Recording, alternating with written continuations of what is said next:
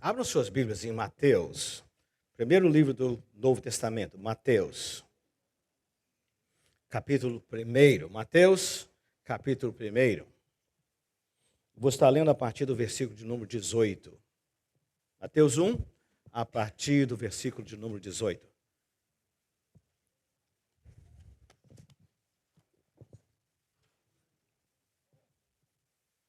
Assentados mesmo como estamos.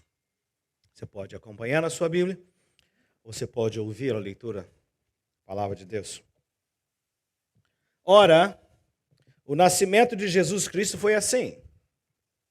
Estando Maria, sua mãe, desposada com José, antes de se ajuntarem, casarem-se, achou-se ter concebido do Espírito Santo. Então José, seu marido, como era justo, e não a queria infamar, ou difamar, intentou deixá-la secretamente.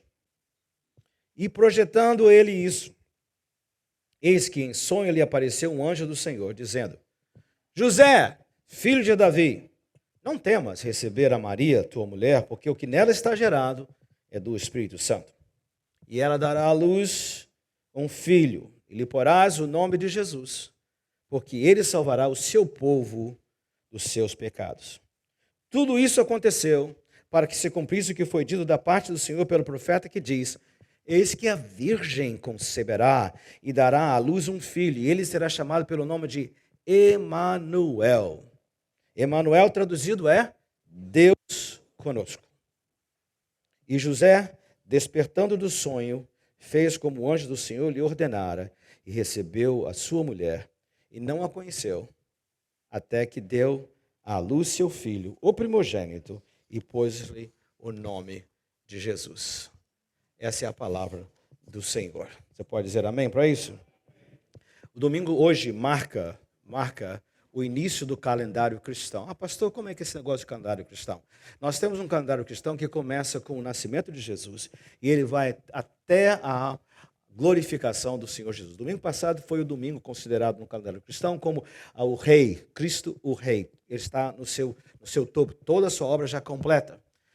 E essa primeira etapa do calendário cristão é chamada de Advento. Vocês já ouviram essa palavra muitas vezes, né? Principalmente se você foi criado em igreja. Você se lembra o que quer dizer Advento? O que é Advento? A vinda, né? A chegada, a vinda. No caso aqui, a vinda do Senhor Jesus. Só que no calendário cristão, o advento, ele não é somente o nascimento. Ele é o nascimento e a segunda vinda de Jesus.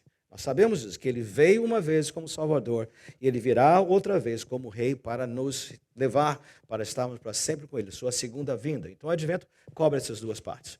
Mas nós estamos no período da sua primeira vinda. No texto que eu li para vocês, eu identifiquei pelo menos 4 personagens. Me ajudem aqui. Quais são os personagens na história aqui que eu acabei de ler, na narrativa que eu acabei de ler para vocês? Quais são os personagens?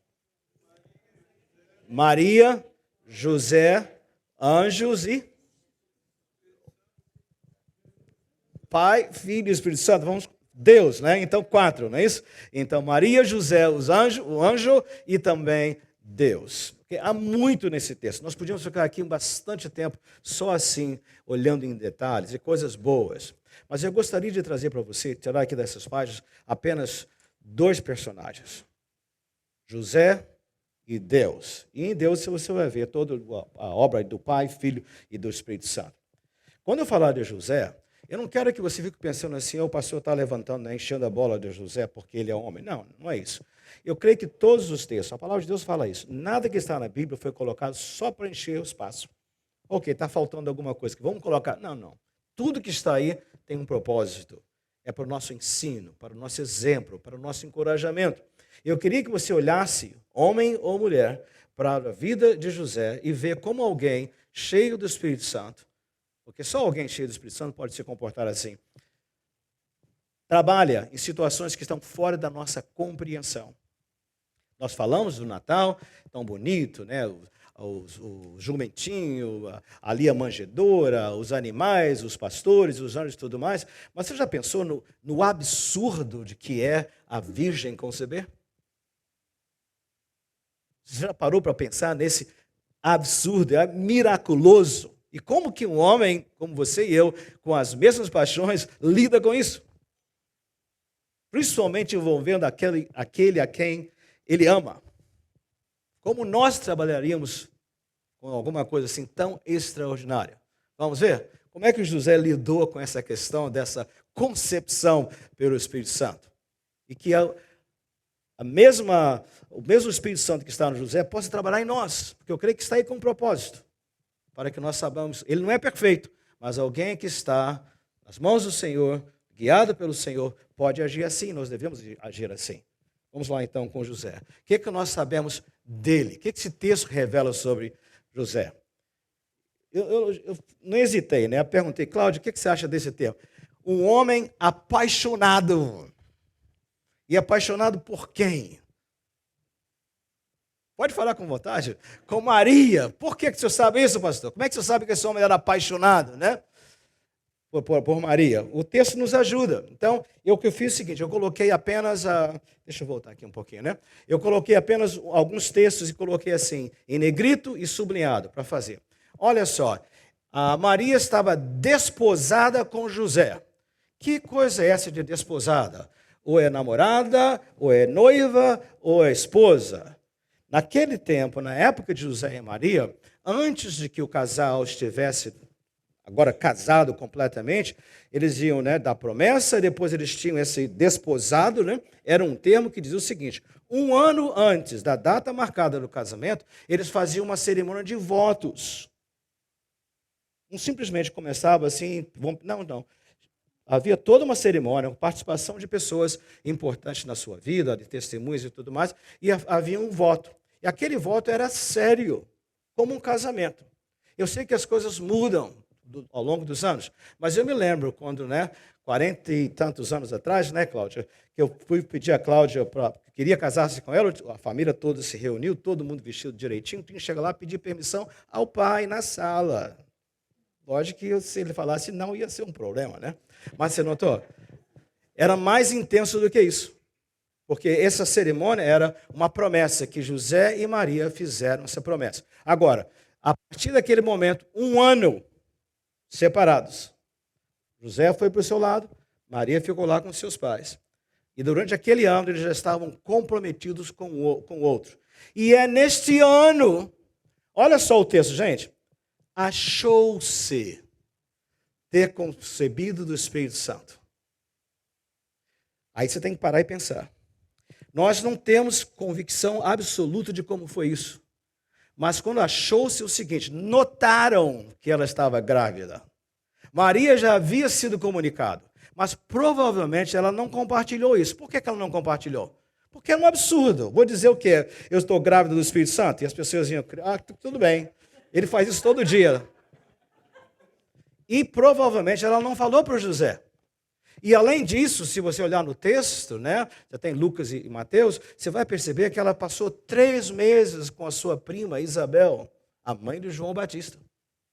Então ela foi toda bonitinha, voltou já aparecendo. 3, 4 meses começa, já se dá para notar, não é assim? Não é normal? Então, achou-se ter concebido. Por que eu estou dizendo que esse homem é apaixonado por ela? Porque quando ele estava prometida, fiel, e não tinha Facebook, não tinha internet, não tinha telefone, nem text message. Então, de repente, ela chega, Maria, e está grávida. Mas eles ainda estão nesse período de 1 ano. Como é que é essa história? Mas olha só o que o homem apaixonado faz. O que ele fez? Olha só. Seu marido, não era ainda oficialmente, mas seu marido, como era justo, olha o homem apaixonado, ele não a queria difamar. Ele não estava insistindo nos seus direitos. Ele não estava pensando na sua honra. Que vão pensar de mim? Ele estava pensando em quem? Nela. Você está captando isso? Lá em 1 Coríntios, capítulo 13, 4, O amor isso, o amor aquilo, o amor não procura os seus próprios interesses, tudo sofre, tudo crê, tudo espera, tudo suporta. Igualzinho nosso amor uns pelos outros, não é? E ele, por isso, olha só, ele queria deixá-la secretamente. O que quer dizer isso? É que para que aquele voto pudesse ser quebrado, precisaria haver um divórcio. 2 ou 3 testemunhas, mas ele diz, vou fazer isso o mais discretamente possível. É possível que talvez nessa altura ela já teria falado com ele. Se eu estivesse falando de Maria, eu mostraria que Maria é alguém que confiou em Deus. Confiou em Deus quando Deus disse a ela que ela iria conceber, e também confiou em Deus que Deus iria protegê-la. Mas deixe Maria quieta para outro dia. Aqui nós vemos que José amou essa mulher muito, muito. Mas o José teve outra característica, porque ele ouviu a voz de Deus em um sonho. Deus falou com ele. O que Deus falou com ele naquele dia do sonho? E apareceu um anjo do Senhor dizendo, José, filho de Davi. José não estava num momento bom da sua vida. Davi, o grande rei de Israel. A nação estava muito longe dos patamares que um dia ela ocupou. Mas Deus lembrou, você não é uma pessoa qualquer.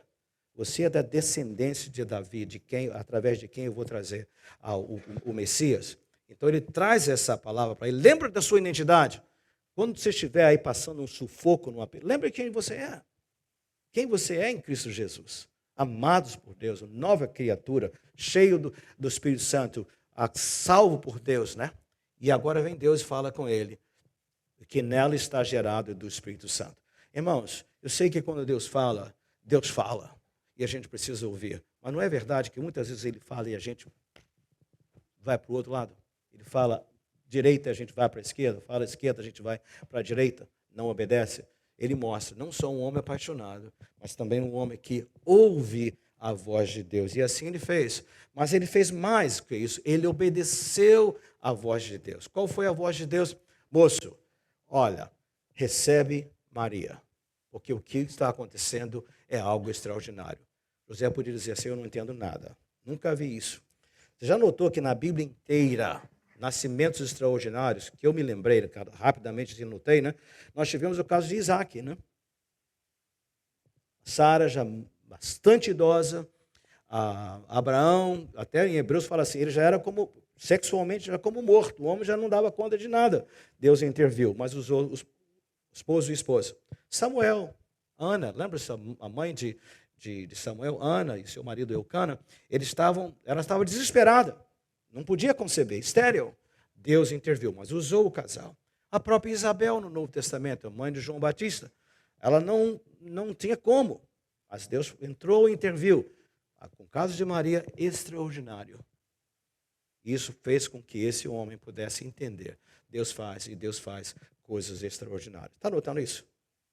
Eu fico pensando, gente, e a gente valoriza tão pouco a vida de José. Mas eu creio que ele está aí para dizer o seguinte, do mesmo jeito que Deus usou a vida desse homem, Deus vai e quer usar você e a mim, quando nós confiamos na sua direção, mesmo que às vezes pareça absurdo aos olhos humanos.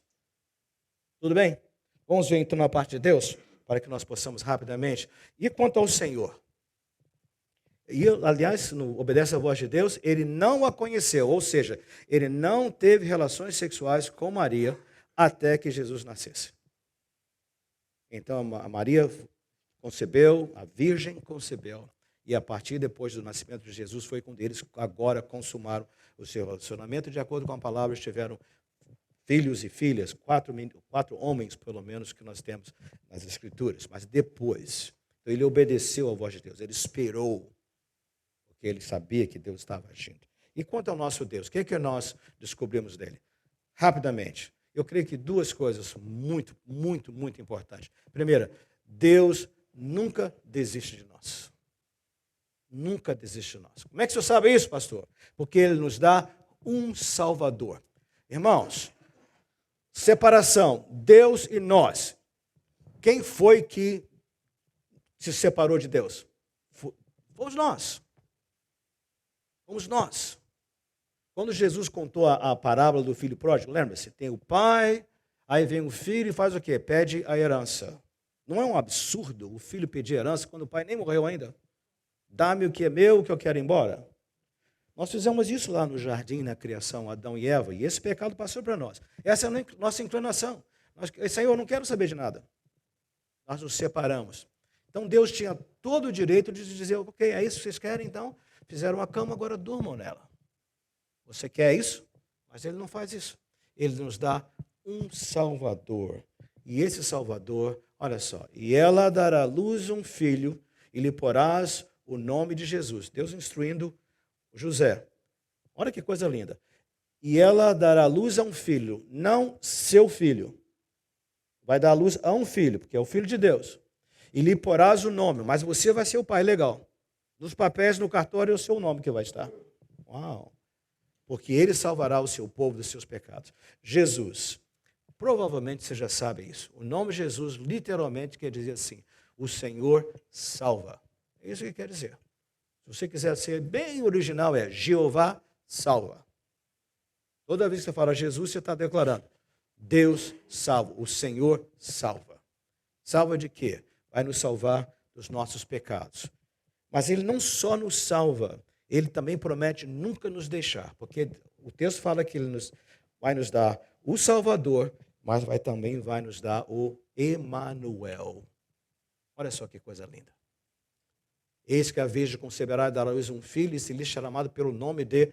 E o Emanuel não é o outro nome de Jesus. Descreve a natureza. Toda vez que você olhar para Jesus, você vai se lembrar, Deus não se esquece de mim, e Deus está comigo.